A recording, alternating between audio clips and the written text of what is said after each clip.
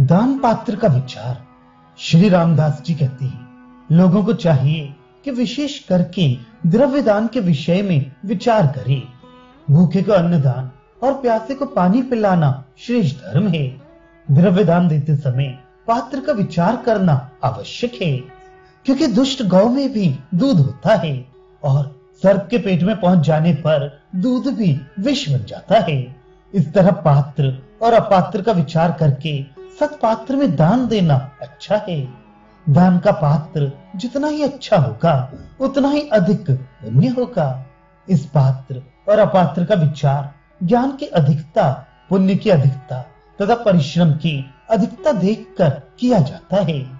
जो मनुष्य राम का भक्त है वही पात्र है, और जो राम भक्ति से रहित है उसी को अपात्र जानना चाहिए। जो मनुष्य राम से द्वेष रखता हो उसका दर्शन और उससे संभाषण आदि कदापि न करे। जो राम के भक्तों का साथ करता है वह अपवित्र मनुष्य भी पवित्र हो जाता है।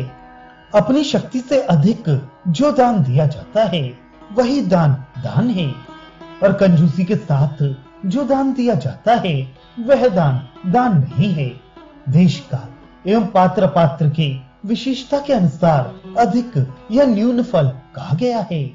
जो मनुष्य ब्राह्मण को पारिश्रमिक नहीं देता वह उन पैसों की संख्या के अनुसार दिव्य वर्षों तक विष्ठा का कृमि बना रहता है। इसमें किसी प्रकार का संशय नहीं करना चाहिए। ज्ञानवान मनुष्य जिन पवित्र कर्मों को करता है अज्ञानियों की अपेक्षा उसे अधिक फल मिलता है। जैसे जैसे ज्ञान की मात्रा बढ़ती जाती है वैसे वैसे उसके पाप नष्ट होते जाते हैं। ज्ञानी मनुष्य यदि कोई पाप करता है तो अज्ञानियों द्वारा किए गए पातकों की अपेक्षा उसे पाप का भी न्यून ही कुफल मिलता है। जैसे जैसे ज्ञान होता जाता है वैसे वैसे पाप अपने आप नष्ट होते जाते हैं। जिस तरह जलती हुई अग्नि लकड़ियों को जलाती है उसी तरह ज्ञानाग्नि समस्त कर्मों को भस्म कर डालती है।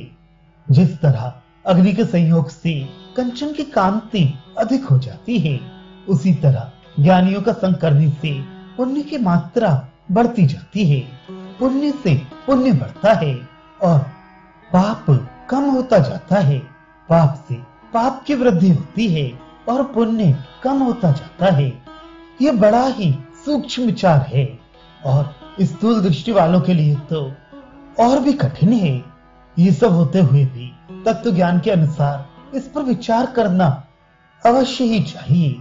जो मनुष्य अधिकारी होता हुआ भी ज्ञान के लिए प्रयत्न नहीं करता वो पशु योनि में जन्म पाता है। ज्ञान अथवा अध्ययन से विप्र का पुण्य बढ़ता है। हे अनक, तुमने जो कुछ पूछा मैंने उसे संक्षेप में कह सुनाया।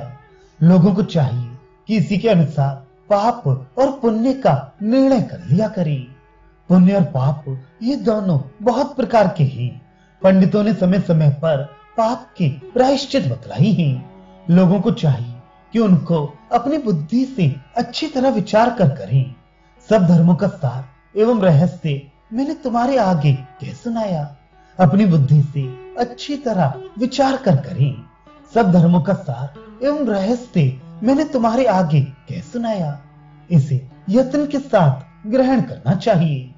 इसे भक्ति विहीन प्राणी को न देखकर उसे देना चाहिए जो शुश्रूषु साधु एवं राम भक्त हो।